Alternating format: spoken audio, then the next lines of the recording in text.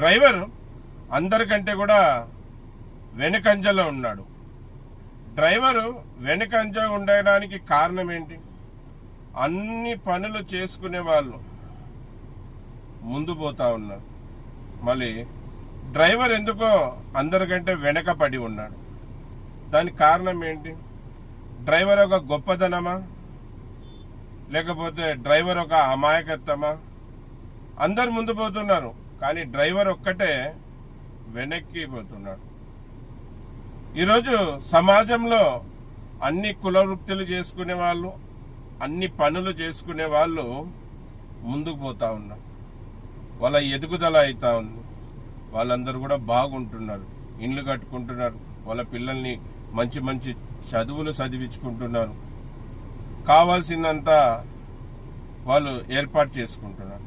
కానీ మన డ్రైవరు ఉన్న ఆస్తులు అమ్ముకుంటున్నాడు, ఆఖరికి భార్య బంగారుని కూడా అమ్ముకుంటున్నాడు కుటుంబం పోషణ కోసం. ఎందుకు ఇవన్నీ జరుగుతున్నాయి? అందరూ ముందు పోతా ఉంటే మన డ్రైవర్ వెనక్కి ఎందుకు వస్తా ఉన్నాడు? మళ్ళీ రాత్రి పగలు కష్టపడతాడు కదా మన డ్రైవర్. నెలలు ఇండ్లు వదిలిపోయి కష్టపడతాడు కదా డ్రైవరు. ఇంటికాడ ఒక్కరోజు ఉండాడు కదా మన డ్రైవరు. మళ్ళీ ఇంటికాడ ఒక్కరోజు ఉంటాడు, రాత్రి పగలు కష్టపడతాడు, నెలలు బండికి డ్యూటీకి పోతాడు. ఆ లెక్కన డ్రైవర్ ఎంతో సంపాదించుకోవాలి కదా, ఎంతో ముందుకు పోవాలి కదా డ్రైవరు. వాళ్ళ కుటుంబాన్ని ఎంతో బాగా చూసుకోవాలి కదా డ్రైవరు. ఎన్నో ఇండ్లు మిద్దెలు కట్టుకోవాలి కదా డ్రైవర్లు. ఎంతో ఆస్తి సంపాదించుకోవాలి, ఎన్నో పొలాలు కొనుక్కోవాలి కదా. భార్యకి పైన బంగారు కొని వేపియాలి కదా, పిల్లలకి మంచి మంచి బట్టలు తొడిగించాలి కదా. ఇంత పని చేస్తున్నాడు కదా. ఉదయం ఎప్పుడో లేచని వెళ్ళిపోతాడు. అందరు నిద్ర వచ్చే సమయంలో ఇతను ఉదయమే లేస్తాడు, పనికి వెళ్ళిపోతాడు బండికి. మళ్ళీ రాత్రి అందరు పండుకున్నాక ఇంటికి తిరిగి వస్తాడు.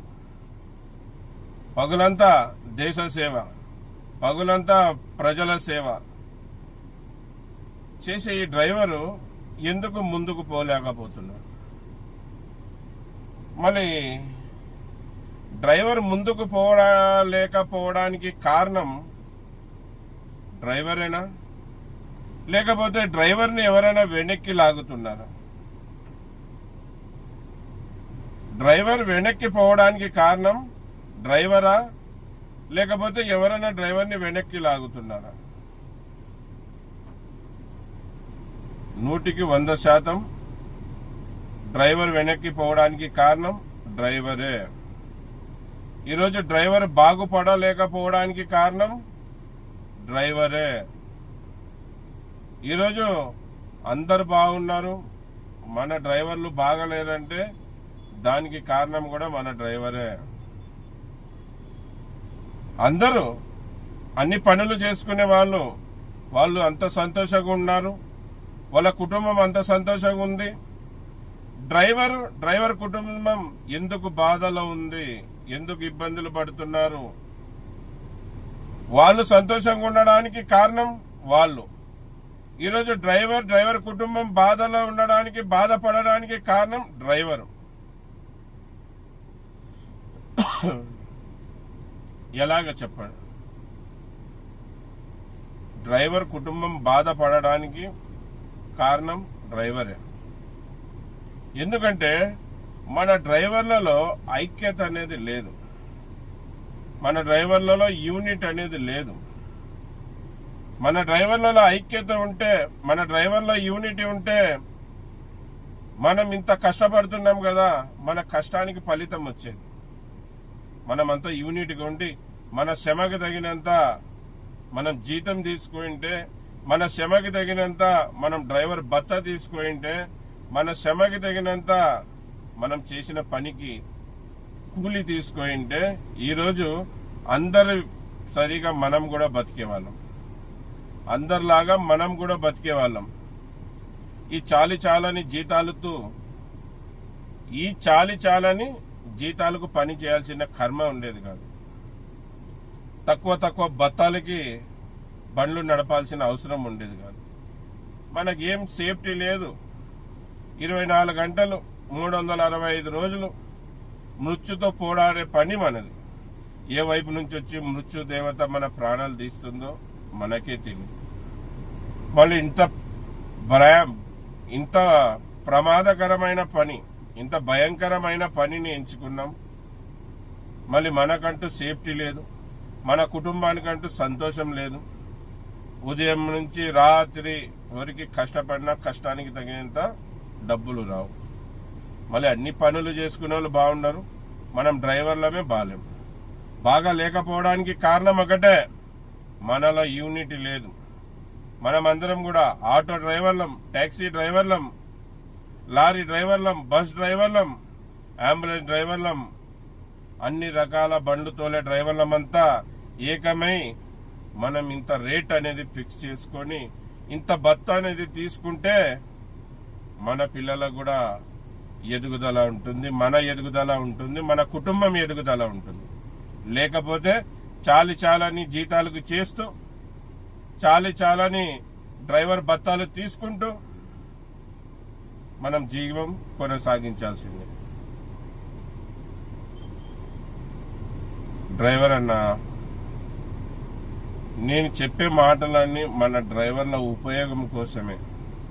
నేనేం సినిమాల హీరో కాదు.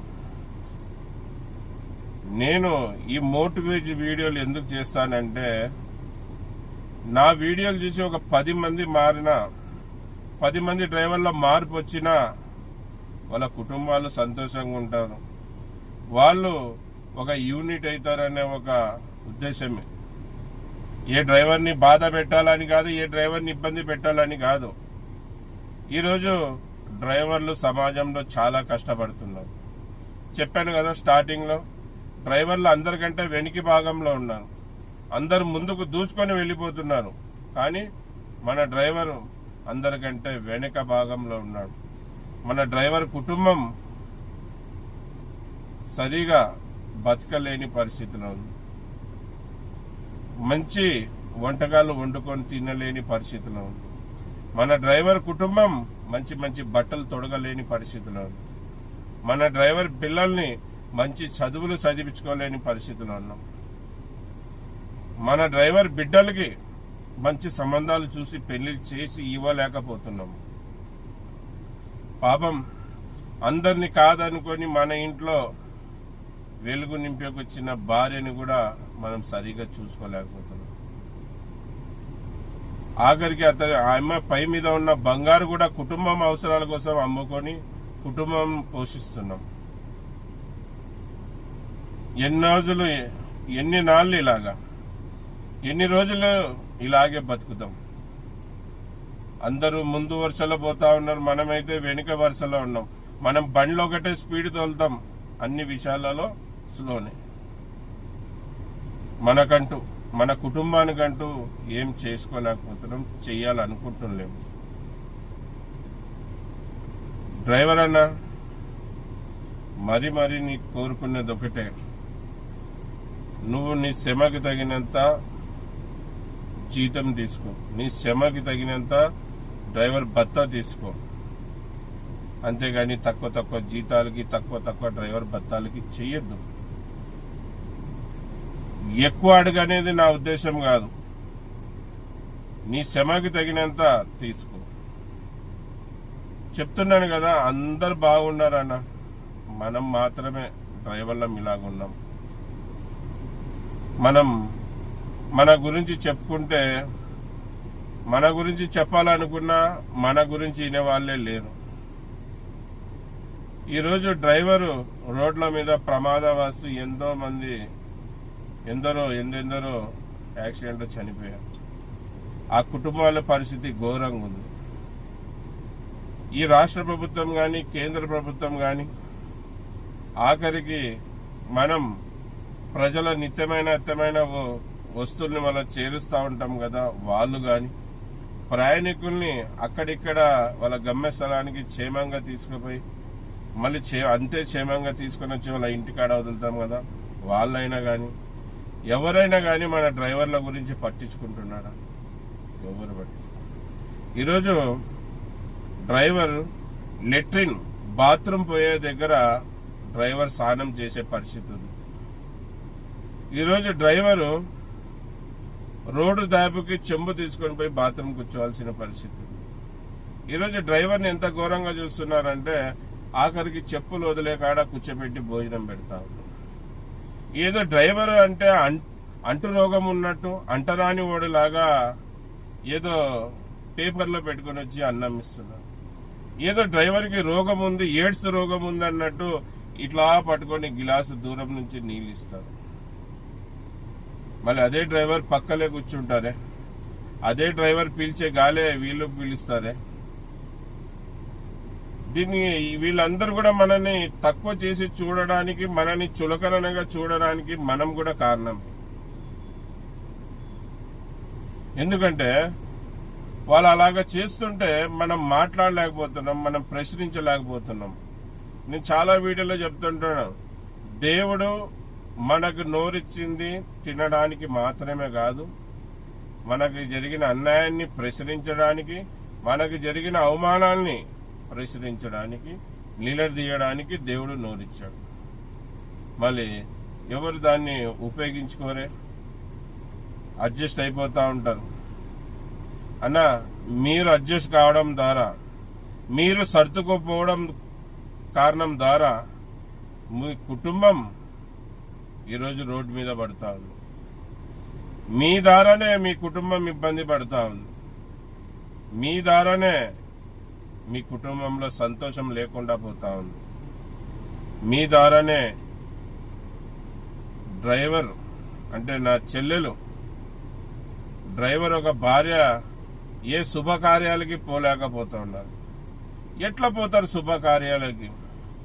పై మీద ఉన్న బంగారంతా కుటుంబం అవసరం కోసం అమ్ముకున్నాం. వచ్చిన వాళ్ళు బంధువులు వాళ్ళందరూ కూడా వాళ్ళ భార్యలు బంగారు పై నిండా వేసుకొని వస్తారు. ఈ అమ్మాయి పోతే ఏమనుకుంటారు? ఏంది బంగారు ఏమైంది అంటే ఏం సమాధానం చెప్పాలి? నా మొగుడు బంగారు అమ్మేశాడు కుటుంబాల అవసరాల కోసం అని చెప్పాలనా? నలుగురు 4 విధాలుగా మాట్లాడుకుంటారని డ్రైవర్ భార్య ఈ రోజుకి కూడా ఎక్కడ శుభకార్యాలకి పోవడం లేదు. నువ్వు పోయి రాపో అని భర్తని పంపిస్తుంది, లేకుంటే పిల్లల్ని పంపిస్తుంది.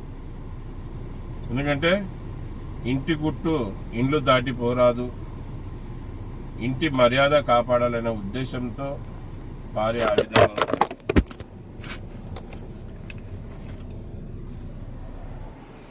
క్షమించాలన్న, సెల్ కింద పడిపోయింది. ఇట చాలా మంది చాలా బాధపడుతూ, చాలా అవమానాలు పడుతూ బతుకుతున్నారు. ఇలాగే బతకకుండా మనం కూడా సమాజంలో అందరిలాగా బతకాలని నేను మిమ్మల్ని కోరుకుంటున్నాను. అందరూ మారండి, అందరూ మాట్లాడగలగండి, మీ శ్రమకి తగిన డ్రైవర్ భత్తా తీసుకోగలగండి. అందరికీ నమస్తే. జై హింద్, జై డ్రైవర్, జై డ్రైవర్.